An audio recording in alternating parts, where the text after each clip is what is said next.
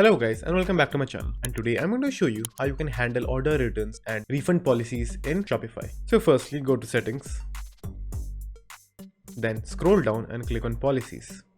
And over here you will find all the policies like refund policy, privacy policy, terms and service, shipping and contact info. What you can do is just simply write down all the information, or you can just simply click on create template and it will write it down for you. And over here you can just simply edit inside the policies if you want, or just simply click on create policy and it will create a good policy for you. You can do this for all of them, but for shipping there is no template, so you might have to draft it yourself or you have to look it up online. So besides shipping, you can also click on contact info and it will create a contact info as well. So after doing all of this, what you can do is just simply click save up here. Then what you have to do is you have to add them to your footer. Let me show you how you can do that.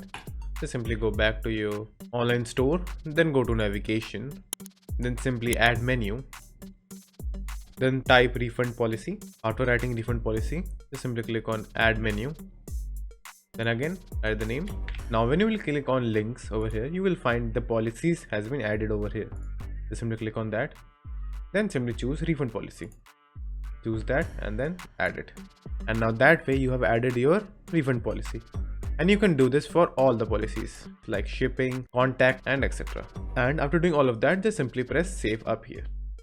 And in my opinion, in your refund policy, you should only do the refunds for those products which were not opened or the product is directly sent to you, not the manufacturer. So in that case, if you have to do a refund, what you can do is just simply go to orders over here, then simply choose the order number, whatever order you may have to refund, then just simply click on that order and then press refund and it will be done.